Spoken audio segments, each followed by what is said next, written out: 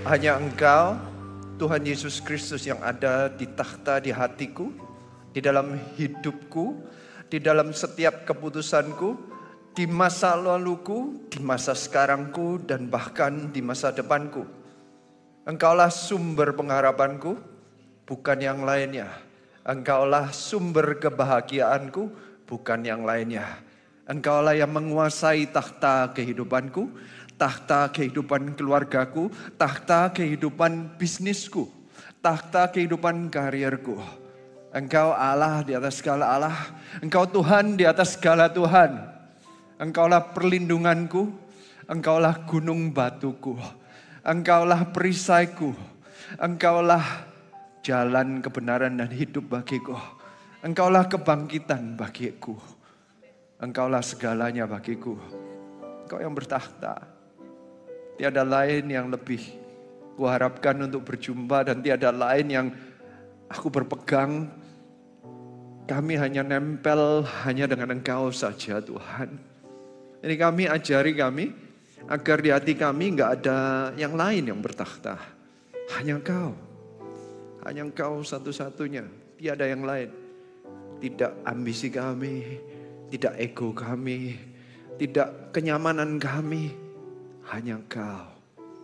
Ajari kami, Tuhan. Urapi hamba, urapi setiap kami. Biar Roh Kudus berbicara pada setiap kami. Kami mau belajar, kami siap mendengarkan firman-Mu. Hanya di dalam nama Tuhan Yesus Kristus. Semua yang percaya katakan, amin. Berikan tepuk tangan sekali lagi bagi Tuhan Yesus Kristus. Sebelum duduk, coba katakan, Tuhan Yesus mau berbicara kepada Anda. Katakan demikian. Silakan duduk. Sebelum saya mulai berkhotbah, saya rindu untuk membagikan laporan kemenangan yang dengan bangga karena kita melakukannya. Ini banyak yang ikut bantu saya ini karena pelayanan di Eropa itu dilakukan bersama-sama. Surabaya ini sebenarnya menghasilkan perintisan di Eropa. Thank you Pak Yo atas setiap dukungannya. Pak Yo ini selalu, ya berikan tepuk tangan bagi Pak Yo. Kalau di regional lain kan punya areanya sendiri-sendiri. Surabaya itu punya Surabaya. Saking nggak punyanya, nyarinya benua lain ya Pak ya. Ya. Masih banyak Pak, 750 juta. Tolong tetap didukung. Ayo kita bersama-sama. Eropa ini hasilnya Surabaya juga. Bagi yang live streaming lainnya, nggak apa-apa. Anda punya Afrika, ya kan, Antartika juga belum, ya kan. Silahkan ya. Kecuali mau bantu Eropa, welcome. So, nikmati laporan kemenangan Eropa. Silakan.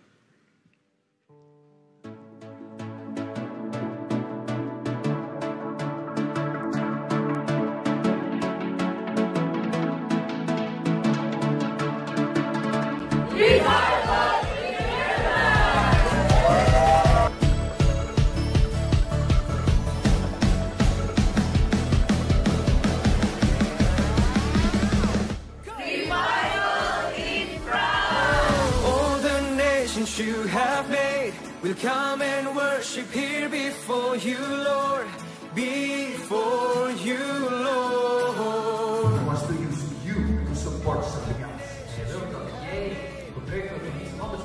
He wants you to bring something and walk. Fill us with your fire, a heart for the nation. Set us up for love. Fill us with your fire. We have more hope. We have a new hope. Anything that is bad in our life is being resurrected right now.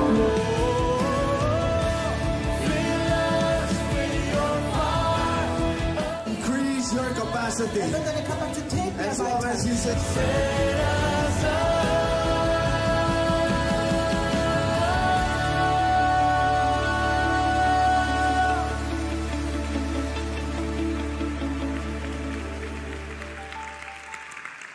Doakan selalu ada baptisan demi baptisan. Doakan selalu ada tanda-tanda dan mujizat. Apapun hasilnya, saya tahu ini dari Tuhan. Saya itu percaya bahwa Allah itu hidup. Siapa yang percaya bahwa Allah itu hidup? Coba angkat tangan. Ya, kadang kita punya teori bahwa Allah itu hidup. Kadang kita percaya Allah itu hidup, tetapi apa yang kita percayai tidak menunjukkan bahwa Allah itu hidup. Ada orang-orang yang berkata, bahkan mengaku diri Kristen, tapi tidak pernah datang ke gereja. Jadi dia percaya Allah hidup gak? Iya, kalau saya tanyain, dia ngaku dan membela dan bahkan merasa tersinggung. Sepertinya kalau saya tanya kenapa dia itu orang Kristen apa enggak. Tapi terakhir ke gerejanya, kalau waktu dibaptis oleh orang tuanya waktu dia bayi, apakah itu orang Kristen? Kadang kita percaya Allah hidup, tapi tindakan tidak mengikutinya. Tapi selama saya mendapatkan kesempatan untuk melayani di Eropa, Tuhan itu begitu nyata. Ada hal-hal yang kalau nggak Tuhan nggak mungkin ada orang-orang yang sepertinya menolak. Bahkan saya ada benar-benar orang Eropa yang kalau saya ajak omong gimana dapat apa khotbahnya, kan saya kan berusaha sopan ya kan. Saya kan ya gimana pengkhotbah kan tetap tamu ya, itu kan negara dia. Saya tanya gimana dapat apa khotbahnya, jawabannya gini, nggak dapat apa-apa. Gak tertarik saya. Ya, enak gak ya? Enak sih. Ya dengerinnya itu belajar gitu loh. Kayak seperti disayat-sayat gitu ya.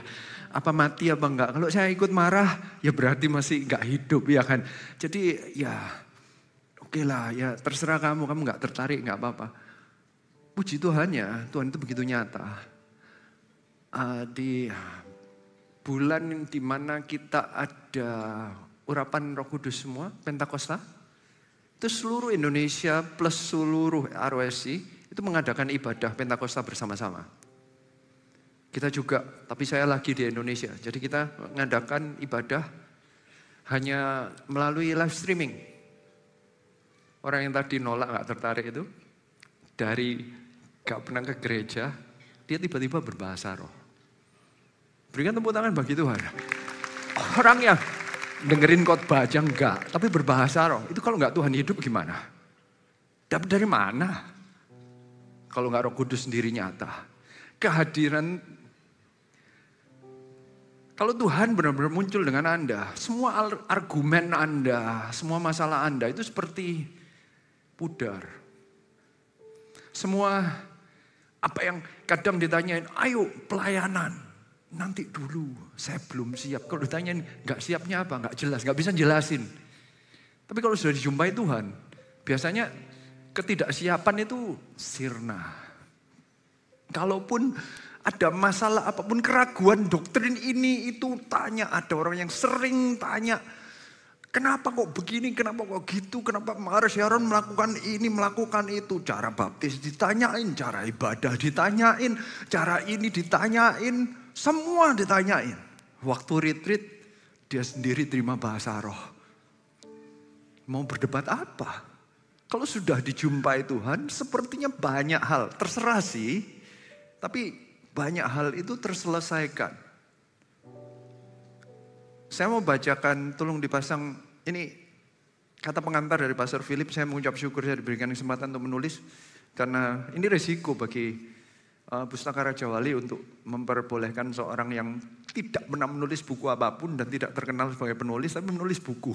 Oke, saya menulis buku bukan karena saya penulis, bukan karena hobi saya penulis. Saya tidak biasa menulis, tapi buku ini saya tulis dalam waktu 2 minggu. Karena ini adalah cerita kehidupan saya sejak saya menangkap siapa Tuhan, basically perjalanan saya tahun 96 sampai sekarang. Jadi setelah nulis kadang saya, kenapa ini gak tak masukin? Ya karena kalau saya 28 tahun melayani kalau dimasukin semua ya gak bisa. Jadi pilih-pilih saya. Tapi ini konsepnya. Ini konsep yang saya tangkap, yang saya anggap penting, saya tulis. Jadi dalam 2 minggu saya tulis dan itu pun dalam bahasa Inggris. Setelah itu diterjemahkan bahasa Indonesia dulu. Jadi yang Anda baca itu sudah terjemahan. Aslinya dalam bahasa Inggris. Bukan penulis bisa nulis dalam bahasa Inggris. Kalau gak mujizat gak mungkin. Mujizat, saya cuman kayak keluar semuanya. Bukan ngetiknya dengan gini loh ya, itu dalam 2 minggu keluar. Itu mujizat benar-benar. Saya diberikan kesempatan, ya ini saya mengucap syukur ada gereja yang selalu memberikan kesempatan. Pastor Philip memberikan kesempatan penulis diterbitkan di Pustaka Raja Wali. Saya gak dapat royalti, Ini kesaksian kehidupan. Ini untuk membangun kerajaan Allah. Ini kata pengantar dari Pastor Philip. Kata-katanya demikian. Dari lapangan bola basket di Jalan Diponegoro, Surabaya. Saya ini ragu-ragu mau nulis ini. Ketahuan rumah saya ya. Tapi gak apa-apa, Diponegoro panjang. Ya Anda kunjungi satu persatu aja yang mana rumahnya. Hingga ke ladang misi dunia bersama. Anda lihat tadi ada ladang misi sampai Eropa. Transformasi hubungan saya dengan penulis buku ini memang tidak tergolong biasa.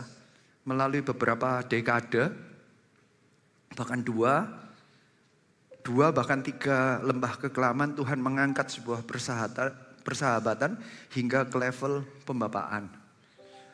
Di sana dituliskan kata-kata transformasi. Saya menganggap, menjadikan Pastor Philip sebagai Bapak rohani saya. Sehingga ada hubungan Bapak rohani dengan anak rohani. Di dalam perjalanan sampai dari persahabatan ke pembapaan, saya diubahkan. Salah satu titik perubahan yang paling penting adalah perjumpaan dengan Tuhan. Satu titik yang pembapaan itu bukan karena konsepnya CG luar biasa, memang luar biasa. Tapi yang mengubahkan bukan konsep CG-nya, Roh Kudusnya. Bukan karena gerejanya yang luar biasa, bahkan sampai bangsa-bangsa. Tapi apakah gara-gara hebat gerejanya? Karena Roh Kudusnya yang hebat. Karena tadi kalau saya ceritakan orang-orang yang terima itu lewat live streaming, orang yang gak ada, dengerin ibadah yang kalau Anda tahu kalau live streaming itu suara apapun pitch-nya belok dikit kedengaran. Dia langsung berbahasa roh. Padahal saya rasa nadanya masih ada fales-falesnya. Bukan harmoninya yang hebat. Bukan khotbahnya hebat. Kan orang ini gak seberapa bisa bahasa Inggris. Saya khotbahnya bahasa Inggris. Harus diterjemahkan ke bahasanya. Lewat 2 kali. Orangnya terima bahasa roh. Roh Kudusnya yang hebat. Siapa yang percaya katakan amin. Bukan karena sistemnya. Sistemnya sangat membantu, sistemnya memberikan ruangan, tapi yang bergerak di dalamnya adalah Roh Kudusnya. Jadi salah satu yang membuat level transformasi saya dari persahabatan ke pembapaan, itu ada zaman Roh Kudus di mana saya berjumpa dengan Tuhan. Perjumpaan inilah yang disebut transformasi di gereja, di CG dikatakan bahwa di CG harus ada transformasi kehidupan. Transformasi yang mentransformasi bukan CGL-nya, bukan CG-nya. Tapi melalui CG dan CGL pemimpinnya, Roh Kudus bekerja. Tapi juga terserah dengan diri kita sendiri-sendiri. Ini saatnya untuk saya mengakui bahwa Roh Kudus bekerja. Tapi saya mengucap syukur kalau tidak ada gereja ini, tidak ada Bapak rohaninya, tidak ada Pastor Philipnya yang memberikan contoh. Apakah saya bisa dijamah Tuhan? Saya rasa kemungkinannya kecil sekali. Bukan tidak mungkin, tapi kemungkinannya kecil sekali. Karena yang membuat saya sampai berjumpa salah satunya karena saya baca Before 30 di bagian Intimacy with God. Saya sebenarnya dibukakan satu pemandangan cara baru bagaimana Roh Kudus berbicara dengan anak Allah, berbicara dengan orang Kristen. Bisa berbicara, berbincang-bincang sepertinya bukan dengan formal, tapi sepertinya informal. Padahal Allah itu besar. Saya ini dididik di keluarga yang cukup formal. Papa saya didikan Belanda, di rumah bahasa Belanda. Jadi formal sekali. Apalagi keluarga papanya papa, itu keluarganya banyak.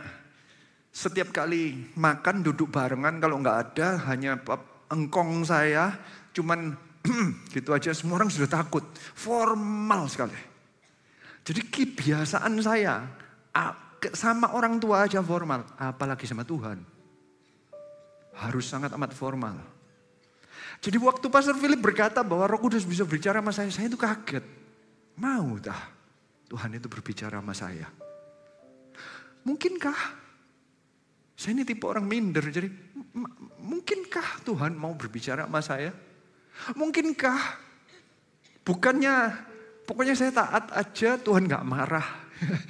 Jadi Seperti didikan keluarga kami yang agak kaku, pokoknya nggak ada gitu kan, nggak dimarahin gitu ya. Jadi kalau Tuhan gitu kan bledek yang turun gitu ya, maksudnya takut dihukum. Tunduknya mungkin karena takut dimarahin Tuhan. Saya mungkin punya ada sedikit-sedikit kalau mau melanggar itu takut nanti, ya kalau diberkati, kalau nggak diberkati, kalau Tuhan nggak suka sama saya. Jadi taatnya itu hanya karena takut dimarahin kayaknya. Jadi waktu di Intimacy with God di Before 30 dikatakan bahwa Tuhan itu bisa berbincang-bincang seperti, masa ya? Sebaik itu ya? Saya hari ini mau berbicara mengenai bagaimana Tuhan berbicara akhirnya. Padahal saya itu sudah 9 tahun di Gereja Mar Sharon, tapi hubungan saya dengan Tuhan itu, saya nggak nyalain latar belakang karena setiap orang berbeda-beda. Tapi saya kaku sekali. Saya ngelihat Alkitab sebagai how to book. Artinya begini, saya merasa bahwa Alkitab itu jawaban dari semua. Benar sih. Tapi artinya begini, saya anggap itu sebagai yaitu manual book. Manual book kehidupan. Iya betul sih, karena Tuhan yang menciptakan manusia. Tapi Alkitab itu bukan mengenai kita. Alkitab itu mengenai Tuhan. Dan itu saya nggak tahu. Saya pikir Alkitab itu mengenai saya. Manual booknya saya untuk hidup berhasil. Jadi kalau saya baca nggak ada urusan dengan saya berhasil, saya lewatin. Sepertinya secara tidak sengaja saya itu mencoret-coret Alkitab. Bukan untuk di-highlight, tapi nggak dianggap. Dihapuskan, padahal ada ayat yang berkata, kalau engkau menghilangkan koma aja, kutuk turun. Benar gak ya? Saya nggak sengaja baca ayat Alkitab saya itu langsung declare, ini bukan untuk saya. Jadi sepertinya saya lewat. Oh, jadikan semua bangsa murid Yesus. Tugasnya Pastor Philip, lewat. Anda ngerti maksud saya? Pilih-pilih gitu loh. Kalau 60-61 kali lipat, aku itu Tuhan. Ya kan? Pergi, nggak mau. Ya Pak Yu aja. Enggak ya, Pak Yu di sini. Ya pergilah ke Surabaya, enak Pak. Ya kan? Pergilah ke Hongkong ya. Memang rumah Anda Hongkong, bener ya? Iya, enggak ya? Oh bukan, memang disuruh ke Hongkong. Ya, luar biasa Anda. Ya, ini ada orang-orang yang pilih-pilih gitu loh. Saya dulu pilih-pilih. Banyak hal-hal yang saya comfortable, itu saya terima, yang tidak saya hapus. Saya mau berikan contoh deh. Saya ajak Anda membaca Ayub yuk. Ayub 1 mulai dari ayat 1. Ada seorang laki-laki di tanah Uz bernama Ayub. Orang itu saleh dan jujur. Ia takut akan Tuhan, ia takut akan Allah dan menjauhi kejahatan. Ia mendapat 7 anak laki-laki dan 3 anak perempuan. Ia memiliki 7.000 ekor kambing domba, 3.000 ekor unta, 500 pasang lembu, 500 keledai betina, dan budak-budak dalam jumlah yang sangat besar. Sehingga orang itu adalah yang terkaya dari semua orang di sebelah timur. Wow, pembukaannya aja keren banget ya. Karena suka nggak baca Ayub? Nggak tahu, pernah baca Ayub nggak? Yang sudah pernah baca Ayub siapa coba angkat tangan? Ya lumayan lah, lumayan banyak ya. Anda baca Ayub 4 nggak? Soalnya ya, mulai dari pasal 3 sampai 38. Itu debat 4 orang, debat kusir, oke? Itu kalau didengerin itu sama aja dibulak-balik. Ayub ini, ayat mestinya, buku yang mestinya nggak boleh muncul. Ada orang-orang itu yang punya pengertian bahwa, gimana ya, saya ngomongnya gimana ya. Hukum itu ya dan amin. Misalnya hukum tabur tuai. Siapa yang percaya hukum tabur tuai? Siapa? Yang percaya angkat tangan. Oke. Siapa yang percaya Tuhan itu baik? Yang percaya angkat tangan. Nah, kalau hukum tabur tuai memang kayak begitu, ini orang baik kayak gini, kenapa mau dapat malapetaka? Bisa dijawab? Bingung kan? Ada yang konflik. Logika yang nggak masuk akal. Katanya Tuhan baik. Katanya ada hukum tabur tuai. Tapi orang yang baiknya kayak begini. Ini orang dipuji sama Alkitab. Bukan manusia yang muji. Ayat Alkitab mencatat seorang laki-laki yang saleh dan jujur. Ini sudah direview fit and proper testnya dari surga. Ini saleh dan jujur. Di zaman itu, ini zaman mendekati Abraham era. Di zaman itu, kalau orang diberkati Tuhan itu punya anak banyak, punya kepemilikan banyak. Dia orang terkaya, berarti ini orang sangat berkenan di hati Tuhan. Definisi berkatnya itu jelas, makanya dijelaskan dengan jelas dahulu. Alkitab itu kadang, kalau di film itu ada plot twist. Bener ya, pernah dengar ya? Kayak ceritanya begini tiba-tiba, loh konklusinya kok lain. Saya ini plot twist itu belajar di mana? Ayub ini aja banyak plot twistnya. Ini di set up dahulu. Ini orang baik. Dia punya anak banyak. Anak itu jelas berkat dari Tuhan. Bener kan? Anda gak bisa maksa. Kaya bisa karena hasil usaha, kepandaian, keahlian. Anak, suami 1, istri 1, anaknya 10. Ini berkat Tuhan. Tuhan yang bukakan sesuatu jadi berkat. Ini menandakan ini orang diberkati. Siapa yang percaya katakan amin. Ini definisi di zaman kapanpun orang lihat ini orang diberkati. Kesimpulannya simple. Sudah baik diberkati. Kenapa kok cerita berikutnya ada plot twistnya? Tiba-tiba ini tidak ada. Saya ini baru melihat film yang isinya penuh dengan perkataan kotor banget. Saya pergi demi mengasihi anak. Filmnya, ya saya sebutin enggak apa-apa ya. Deadpool and Wolverine itu isinya aduh dari depan sampai belakang titit ya. Marah-marah doang. Itu ada satu karakteristiknya. Yang namanya Deadpool itu selalu break the fourth wall. Bisa nembus ke jemaat. Anda tahu ini juga nembus jemaat. Tiba-tiba yang bintang filmnya Ayub tidak tahu apa yang terjadi di belakang. Direkturnya cerita langsung kepada jemaat. Diceritain di belakang itu seperti kalau film ada voice overnya. Tapi yang jalan tidak tahu. Voice overnya, iblis itu ngomong-ngomong sama Tuhan. Mengenai Ayub. Terkenal oleh Tuhan enak. Tapi kalau terkenal di mata Tuhan juga bisa terkenal di mata iblis. Ya, kalau sama-sama terkenal, sama-sama jadi hit listnya. Tuhan ngirim berkat, yang satunya ngirim panah pencobaan ya. So, terkenal juga ya ada resikonya tersendiri.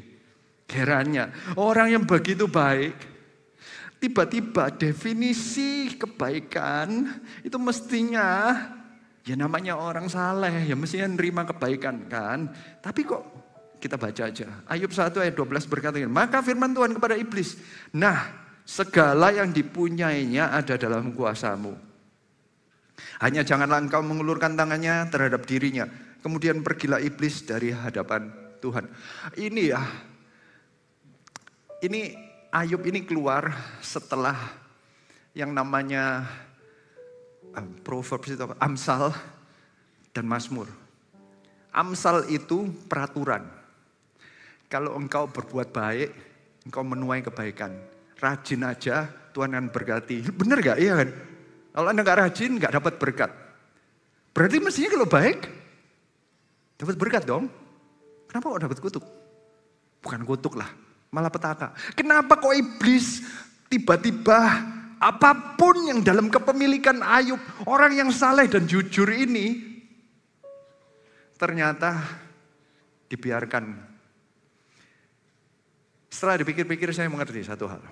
Karena saya ini barusan berjumpa dengan satu orang yang ujung-ujungnya begini. Ini orang sudah Kristen lama, tapi ujung-ujungnya dia itu percaya, sangat percaya, kita sama-sama percaya tadi, percaya mengenai hukum tabur dan tuai. Gara-gara itu, dia itu merasa kalau dia berkata, misalnya, ada lagu yang itu ya, bagi kemuliaan kerajaanmu, apa sih? Yang emas, perak, dan permata. Emas dan permata ku tinggalkan. Apa? Ku lepaskan. Ku lepaskan, iya. Dia gak mau nyanyi ini. Karena hukum tabur tuai. Karena kalau Anda berkata bahwa emas perak dan ku lepaskan, berarti emas perak nanti bocor. Hilang. Berarti nanti bisnisnya hancur. Jadi dia gak mau mengucapkan ini. Mengucapkan aja lu gak mau. Kan ya, sebentar. Makanya ada kitab Ayub. Kalau orang hanya berpegang pada Proverbs. Ada orang yang katanya saya baca setiap hari. Satu pasal setiap hari. Satu pasal setiap hari. Tapi cuman di Amsal saja. Dia gak baca Ayub. Gak baca Mazmur. Mazmur masih di tengah-tengah. Karena ada Daud yang masih nangis-nangis. Ayub ini kebalikannya total. Kenapa kok ada begini? Bikin bingung gak sih? Katanya kalau orang baik nanti menuai kebaikan. Kenapa? Ini orang saleh dan jujur. Kok iblis yang punya kuasa? Hasilnya, gara-gara iblis yang punya kuasa. Ini hasilnya aja. Ayub 1 ayat 20. Maka berdirilah Ayub lalu mengoyak jubahnya dan mencukur kepalanya. Kemudian sujudlah ia dan menyembah, katanya, dengan telanjang aku keluar dari kandungan ibuku, dengan telanjang juga aku akan kembali ke dalamnya. Tuhan yang memberi, Tuhan yang mengambil, terpujilah nama Tuhan. Dalam kesemuanya itu, Ayub tidak berbuat dosa dan tidak menuduh Allah berbuat yang kurang patut. Sebentar. Yang mengeluarkan hukum tabur tuai kan Tuhan. Kok bisa ada konklusi dari Ayub tidak marah sama Tuhan, dan dia tidak pernah menuduh Tuhan Allah tidak berbuat yang kurang patut. Kok bisa? Saya rasa untuk mematahkan pemikiran orang bahwa hukumnya itu yang lebih berkuasa dari Allah. Bayangin jika ada hukum yang pasti terjadi, yaitu hukum tabur tuai. Berarti sebenarnya kalau Anda baik, mau gak mau Anda bisa menuntut Tuhan untuk minta berkatnya. Benar atau enggak?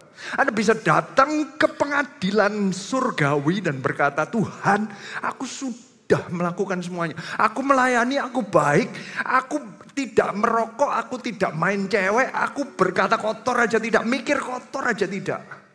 Mana berkatnya? Kalau itu hukum yang lebih kuasa dari Tuhan. Maka keluarlah Ayub. Jika hanya hukum yang berlaku, berarti apa bedanya dengan hukum karma? Berarti yang berkuasa bukan Tuhan dong.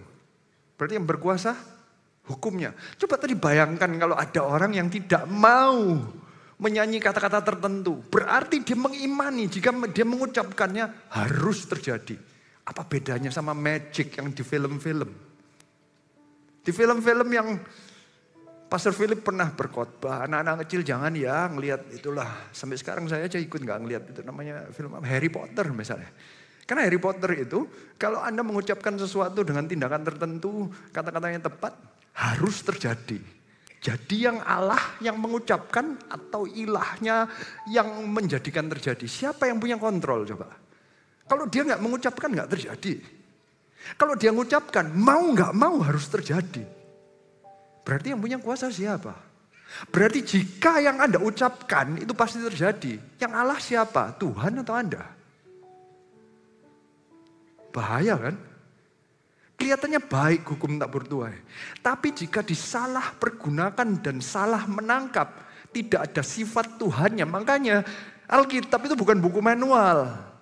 Karena ini bukan buku jampi-jampi.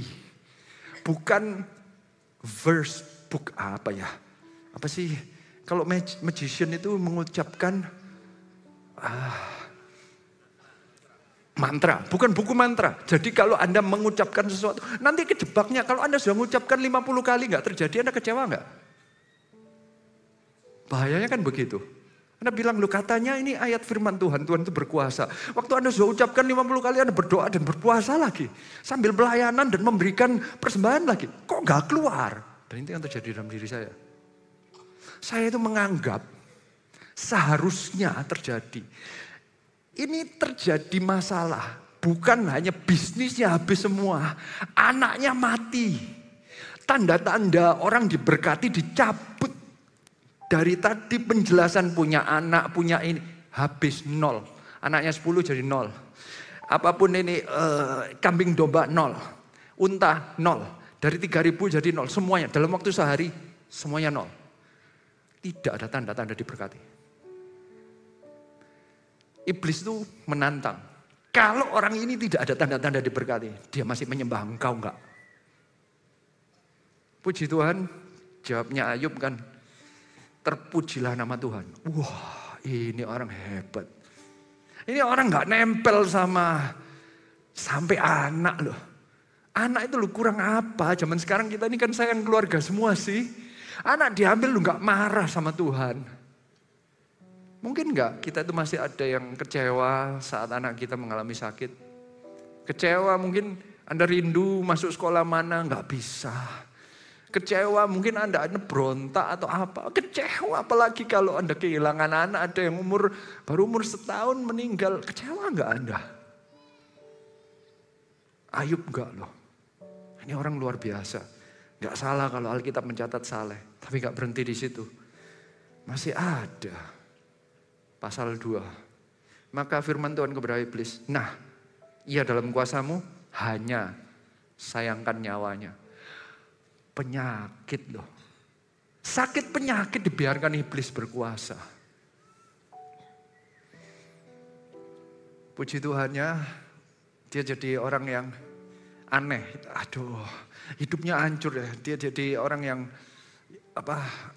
gatal-gatal semua, banyak bisul, dia harus garuknya sampai pakai beling kata-katanya. Itu berdarah-darah, penuh bisul, menjijikkan. Dahulu orang terpandang, terkaya di sebelah timur katanya. Sekarang anak kecil pun menghina dia. Karena dia bukan hanya gak punya apa-apa, dia seperti tanda orang dikutukin. Tapi Ayub responsnya. Lalu Ayub mengambil sekeping beling untuk menggaruk-garuk badannya sambil duduk di tengah-tengah abu. Maka berkatalah istrinya kepadanya, masih bertekunkah engkau dalam kesalehanmu? Kutukilah Allahmu dan matilah. Jadi dalam benak orang lain termasuk istrinya, Ayub itu dikutuk. Balik kutuki Allahmu sekalian. Dan sekaligus mati gitu loh. Jawab Ayub kepadanya, engkau berbicara seperti perempuan gila. Apakah kita mau menerima yang baik dari Allah tapi tidak mau menerima yang buruk?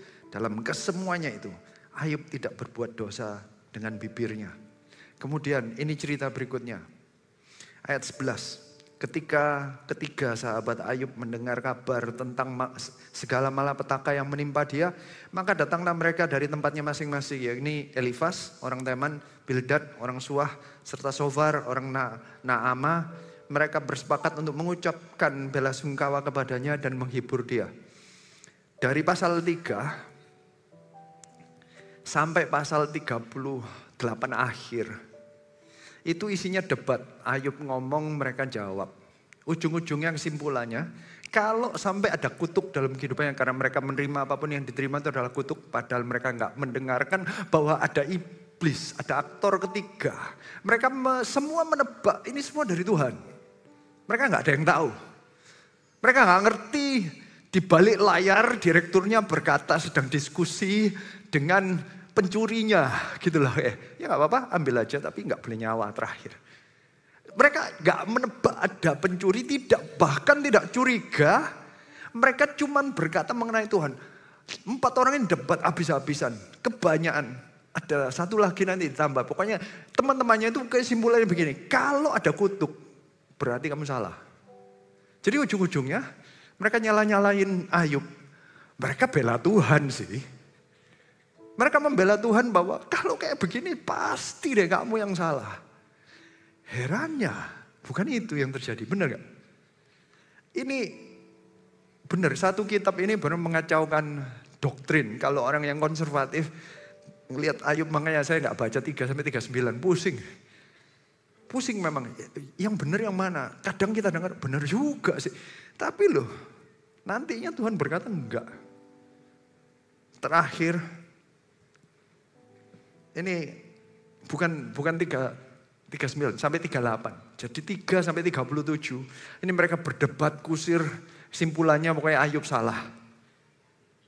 Ini kesimpulan yang terakhir yang ya namanya Ayub yang dimaisongin ya. Jadi Ayub yang punya hak untuk ngomong terakhir. Ayub ngomong begini. Ayub 37 ayat 23. Yang maha kuasa, yang tidak dapat kita pahami. Ya kesimpulan mereka nggak ngerti Tuhan itu kayak apa.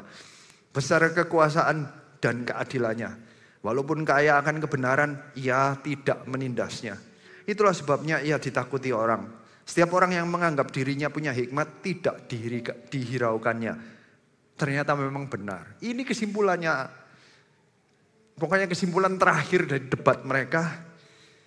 Maka tiba-tiba muncul di Ayub 38. Jawabannya 38 ayat 1. Ini Tuhan menjawab. Maka dari dalam badai Tuhan menjawab Ayub. Dari tadi itu debat. Kenapa orang baik kok dapat malapetaka seperti ini?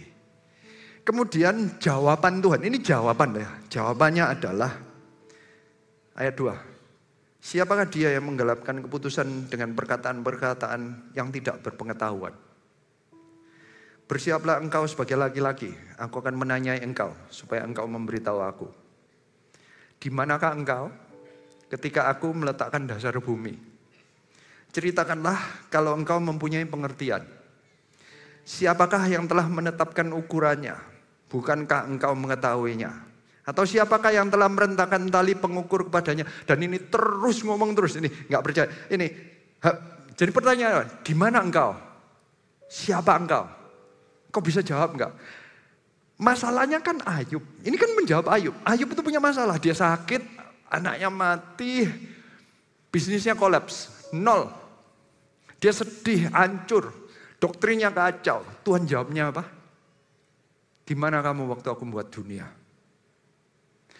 Tuhan masih jawab manusia enggak?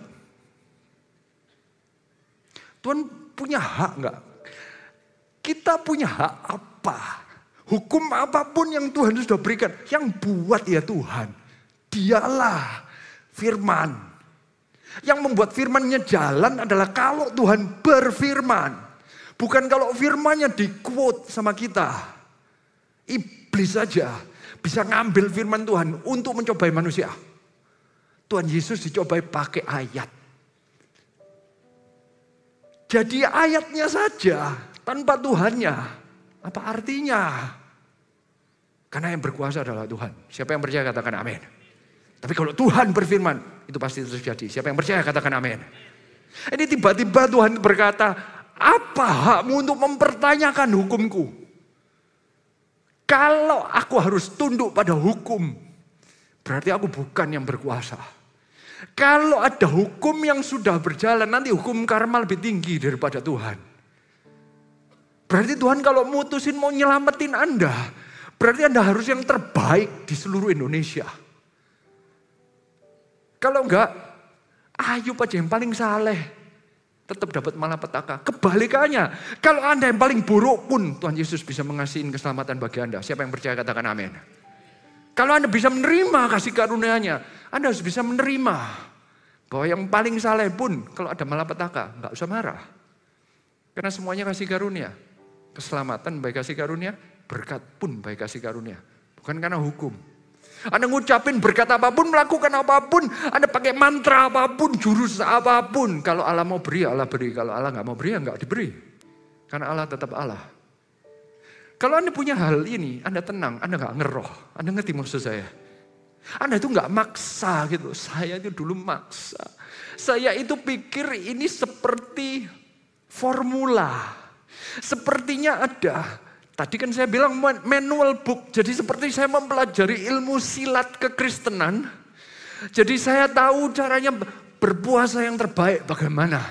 Cara berdoa terbaik bagaimana. Saya pelajari dan saya aplikasikan. Saya berharap keluarnya mujizat.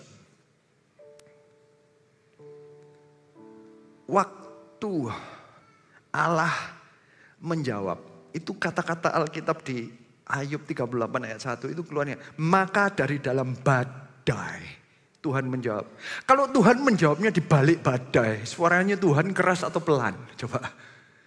Tuhan rasanya berteriak. Kalau Tuhan teriak, pasti Anda bergetar. Dan Tuhan gak jawab sama sekali, gak ada urusannya. Mulai dari pasal 37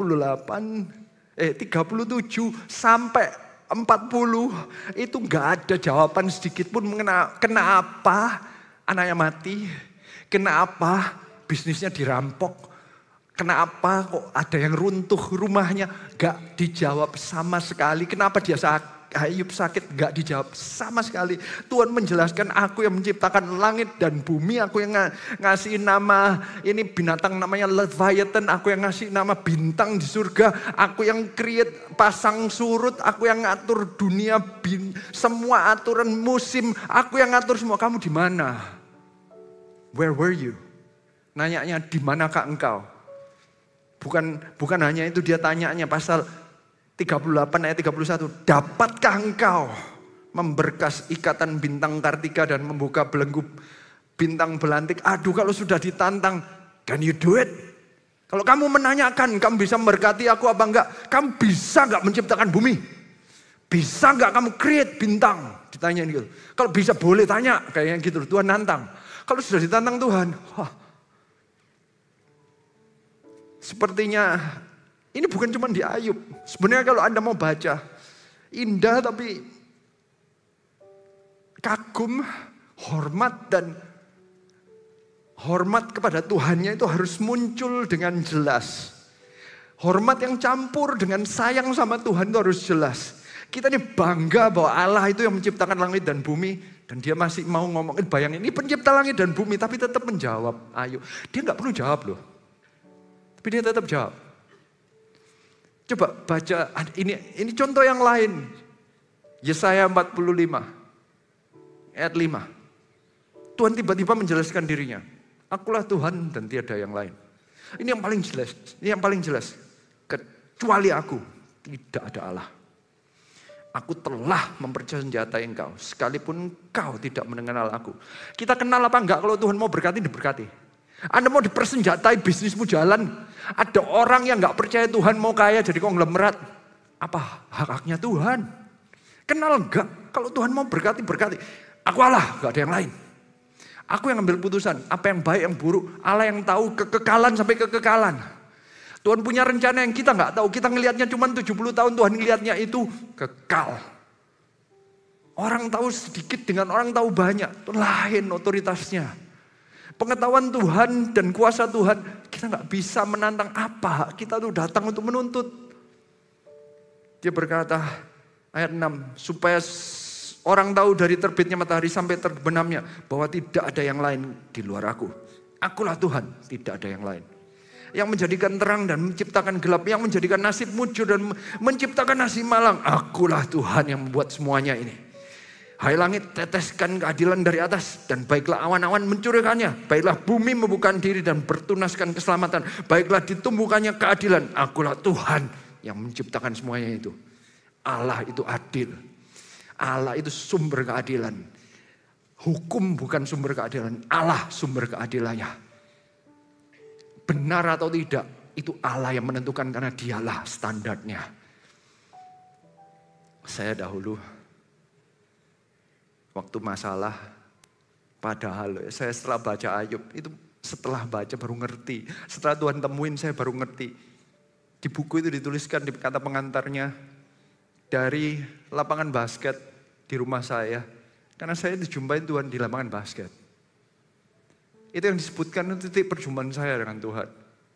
Ini titik di mana seperti maka Tuhan berbicara menjawab saya. Saya ini komplain kepada Tuhan.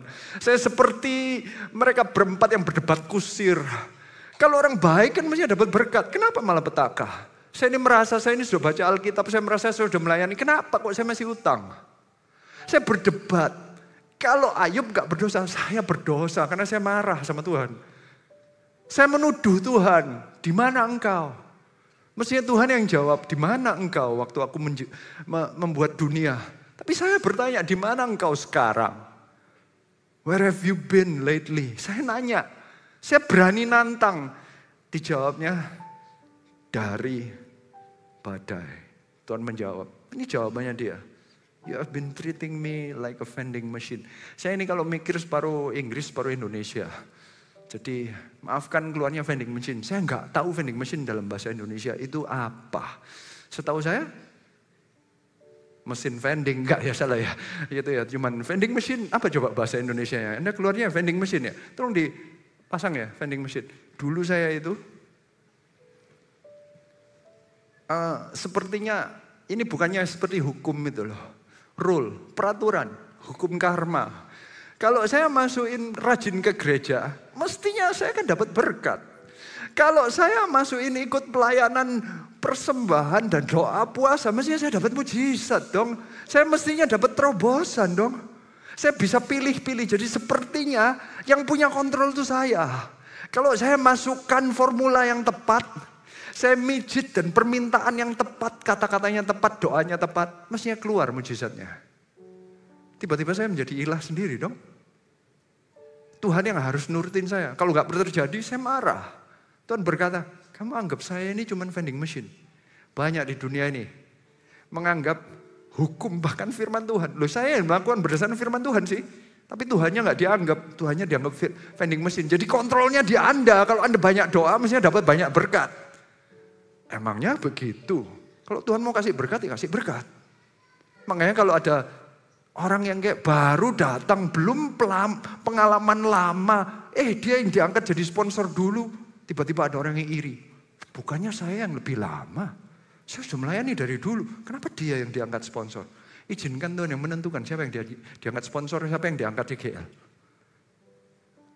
Jabatan emangnya kita yang menentukan. Kalau memang jabatan berdasarkan kekuatan kita, ya kita semua nggak layak. Saya merasa sangat nggak layak berada di tempat ini. Saya tahu kalaupun saya ada di tempat ini, hanya karena kasih karunia Tuhan.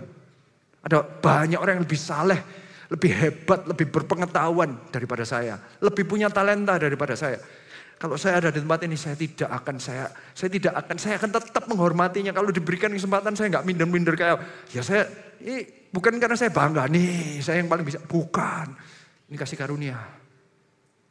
Apapun posisi Anda, apapun berkat dalam keluarga Anda, itu kasih karunia Tuhan.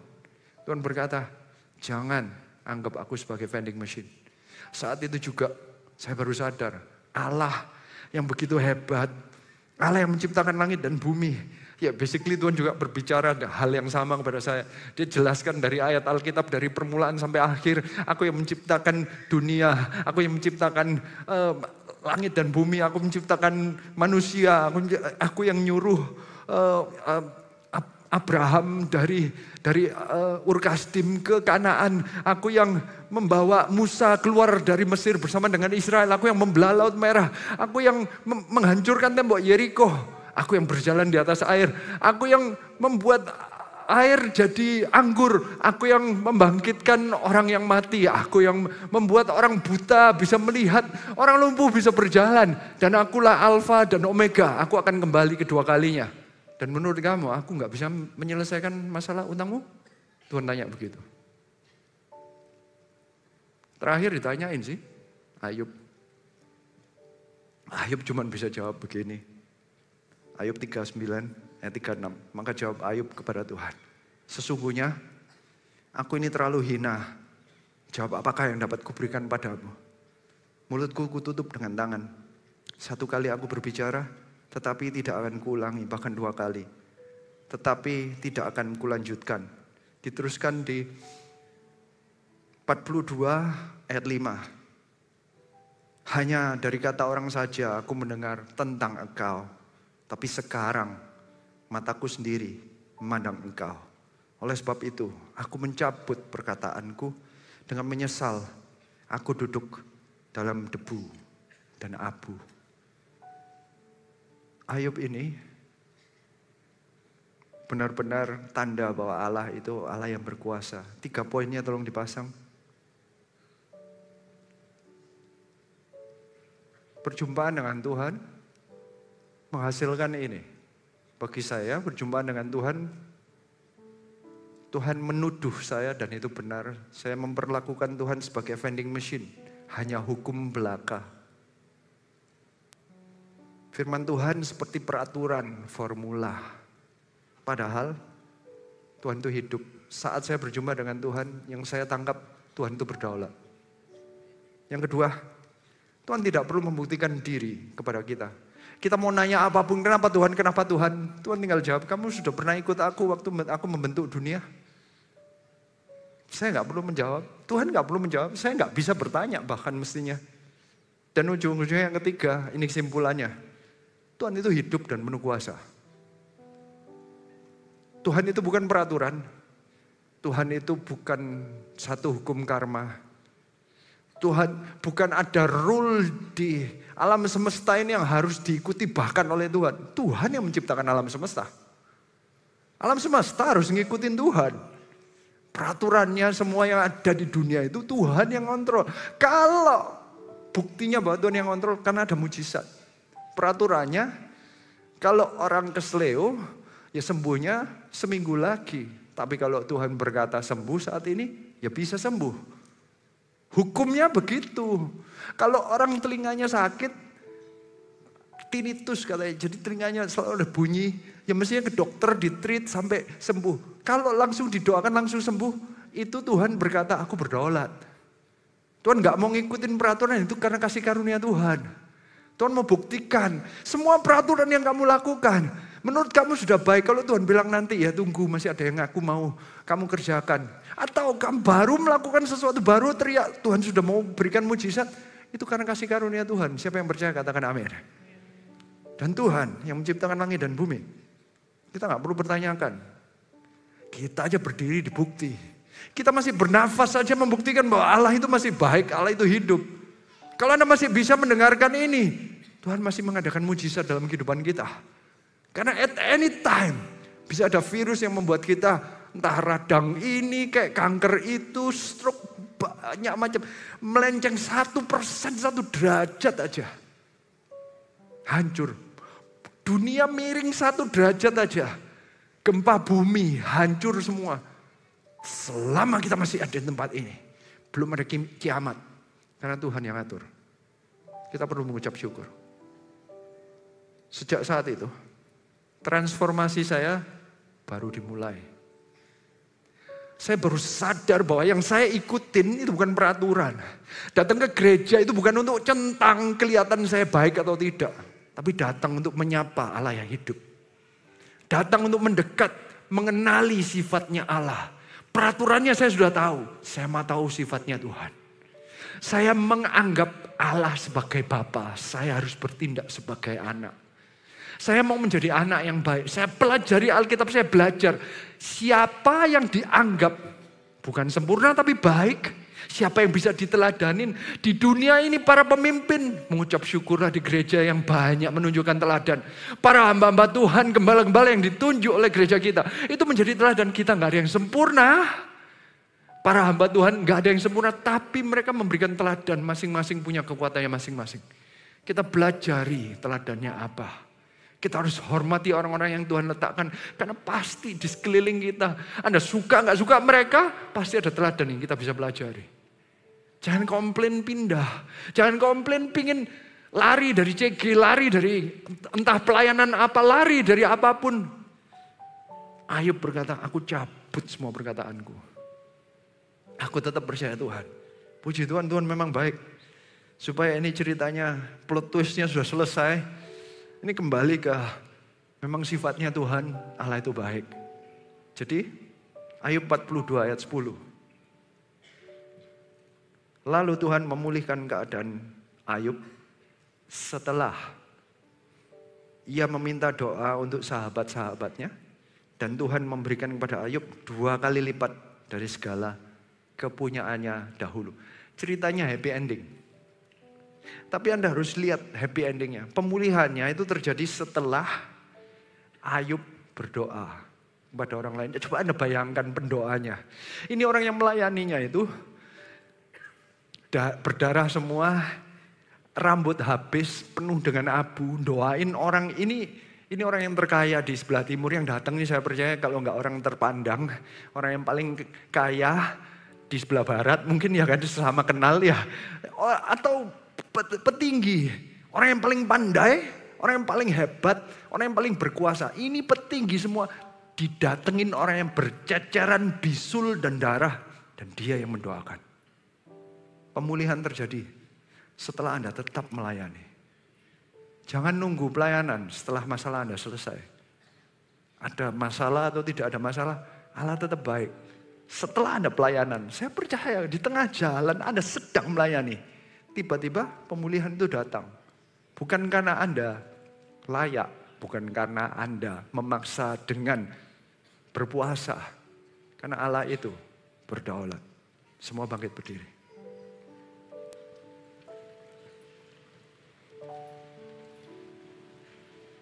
Saya menulis buku ini untuk gereja. Saya tidak menerima royalti. Saya memberikan contoh ini sekilas saja. Ini konsep yang membuat saya memulai perjalanan untuk nangkap hubungan saya dengan kekristenan berbeda. Dari seseorang keluarga yang biasa formal, Tuhan ajarin bahwa dia hidup. Saya malah dipulihkan mengenai hubungan bapa dengan anak. Saya dipulihkan. Saya bukan bapak yang baik, tapi paling tidak saya berusaha untuk menjadi bapak yang baik bagi anak-anak saya. Saya berusaha, paling tidak saya dipulihkan di gereja ini. Saya gara-gara saya menangkap Allah yang hidup. Hidup saya diubahkan. Baca Alkitab tidak stres. Baca Alkitab itu seperti baca surat cinta dari Bapa di surga untuk memperkenalkan diri. This is who I am. Saya bisa baca cerita dengan rileks tanpa tuduhan. Bukan karena ini peraturan. Saya bisa membaca. Oh, Ayub seperti ini. Saya bisa membaca. Baca Alkitab bukan sesuatu yang beban lagi. Baca Alkitab itu dengan kerinduan karena ingin tahu lebih lagi. Kayak seperti cerita ngikutin seri itu loh. Drama serial yang 8 seri sekaligus di binge watch semalaman habis. Mestinya baca Alkitab seperti itu. Gimana ya akhirnya ya? Kenapa ya kok bisa ya? Wow, Tuhan itu baik ya. Mestinya begitu, itu yang kesimpulan. Bukan tidak setiap apa yang dilakukan oleh Ayub itu terjadi. Bukan, Anda harus mengerti apa yang dilakukan Tuhan itu yang ya dan amin. Kita belajar yang baik dari Ayub. Kita pelajari, kita tangkap, kita lakukan. Tapi bukan dari Ayub, dari Daud, dari Abraham. Karena mereka ada salah-salahnya sendiri. Dari semua kita pelajari dan kita bukan menuntut. Tapi kita tahu, aku anak yang baik loh Bapak. Bukan dengan hukum kayak kalau anak baik dapat berkat, enggak. Tapi saya tahu kok Bapak itu baik. Buktinya Ayub tetap dapat berkat. Bapak itu tetap Bapak. Dia dahulu kok yang sayang sama kita. Coba bantu saya berkhotbah, katakan ke sebelah-sebelah. Bapak dahulu yang sayang sama Anda. Hari ini kita akan menyembah Tuhan dengan satu lagu, kemudian saya rindu untuk berdoa.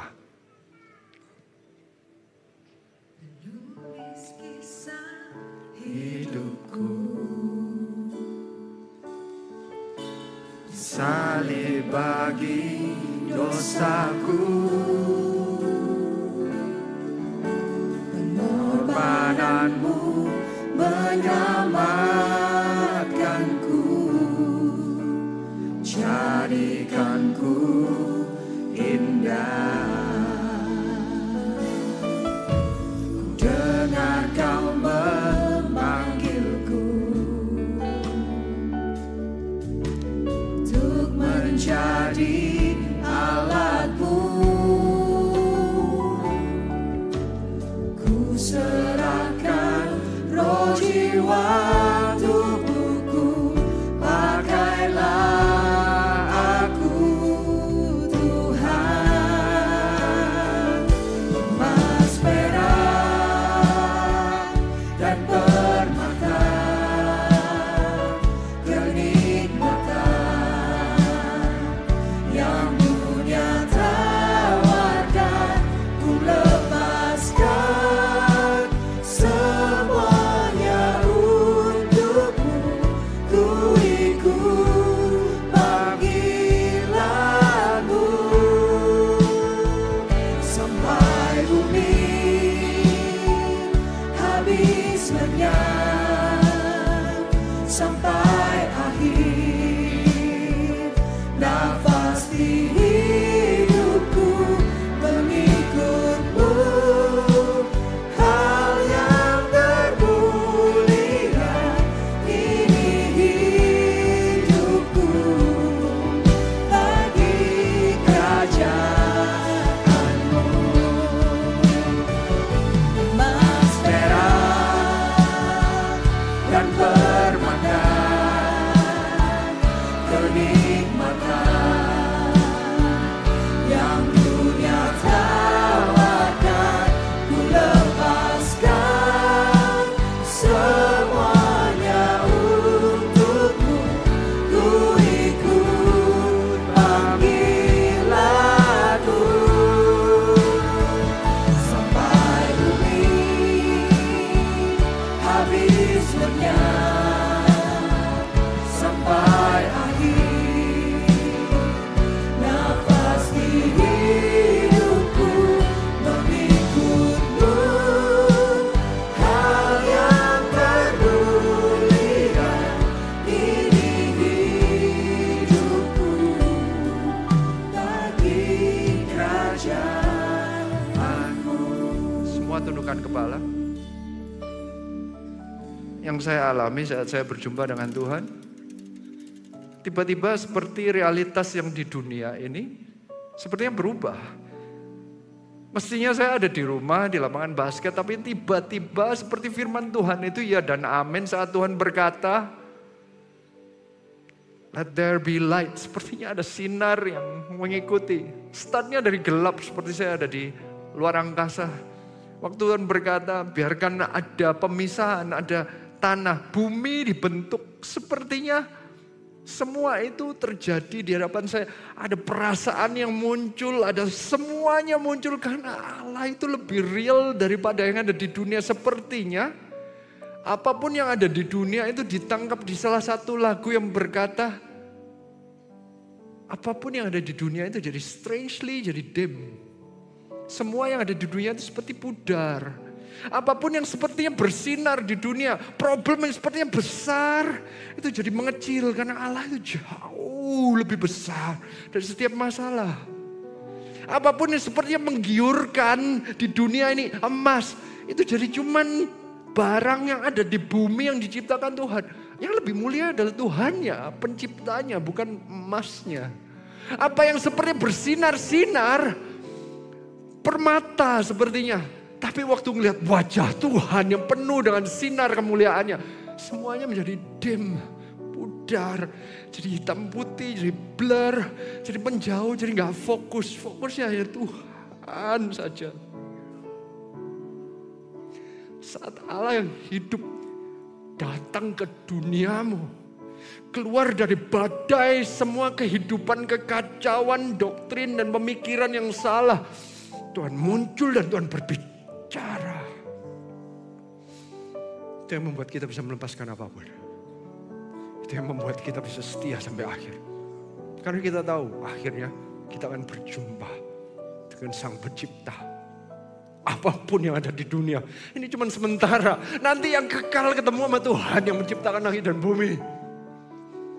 Kalau Anda berkata Tuhan capek, ini cuma sementara. Jangan tinggalkan yang kekal demi kenikmatan atau penderitaan sementara. Allah itu yang mulianya kekal. Hamba berdoa semua mendapatkan jamahan dari Tuhan. Hari ini semua fokusnya kepada Tuhan. Fokusnya kepada Tuhan. Jamah kembali refresh setiap kami. Yang sudah pernah biarlah di refresh saat ini juga. Yang mau mendapatkan jamahan dari Tuhan. Yang mau angkat tanganmu. Yang mau Tuhan benar-benar berbicara. Dari badai kehidupanmu. Dari apapun yang sedang kau hadapi. Izinkan Tuhan engkau buka telinga rohanimu. Biar Tuhan yang berbicara kepadamu. Allah jamah satu persatu. Gak ada satu pun yang terlewatkan. Tidak ada satu pun. Semua yang bisa berbahasa roh saat ini juga mulai berbahasa roh saat ini.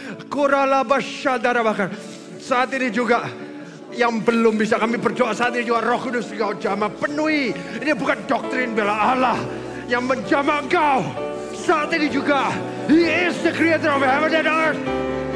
Allah pencipta. Come Holy Spirit. Siapa kami? Kami bisa bertanya-tanya apa masalah kami. Siapa kami? Masalah kami kecil di hadapan-Mu. Engkau yang mengatur dunia. Di antara Anda, jika Anda masih struggle, tujuan kami cuma rindu. Anda rindu tapi sepertinya kok ada yang membatasi. Kami mau sepakat dengan Anda. Anda merasa Anda butuh didoakan apapun masalah Anda. Apapun Anda pokoknya rindu mendekat kepada Tuhan. Maju ke depan. Maju ke depan. Nanti para tim pendoa akan membantu. Kita akan bersepakat dengan Anda. Allah yang akan datang, yang hadir. Yang memulihkan bukan firman-Nya, bukan doanya, tapi Tuhan sendiri. Yang minta didoakan. Minta bantuan, ada kesepakatan. Allah, aku rindu Engkau menjamah hidupku. Come Lord. Biar Engkau berbicara atas kehidupanku. Aku ada masalah. Aku ada problem ini. Aku gak bisa sendirian. Aku butuh Engkau. Aku butuh Tuhan yang hidup. Aku sudah coba kiri dan kanan. Saat ini aku butuh Tuhan yang hidup. Maju ke depan. Ini saatnya untuk seperti Anda berkata kepada Tuhan. Ya Tuhan, berbicaralah dari badai kehidupanku. Talk to me Lord. Biar Anda sepakat dengan para pendoa. Sepakat, biarlah Tuhan yang menjamah kehidupanmu. Biar mulai hari ini, hidupmu mulai ditransformasi. Engkau gak berhenti di tempat ini. Kau melayani orang-orang lain. Orang sekitarmu, kau layani. Di tengah jalan pemulihan akan terjadi. Terimalah jamahan dari Tuhan. Terimalah saat ini juga. Di dalam nama Tuhan Yesus Kristus, perjumpaan dengan Tuhan Yesus Kristus sendiri. Receive in Jesus' name. Breakthrough. I speak breakthrough in your life. Breakthrough dalam pekerjaan. Breakthrough dalam kesehatan. Breakthrough dalam keluarga Anda. Di dalam nama Yesus.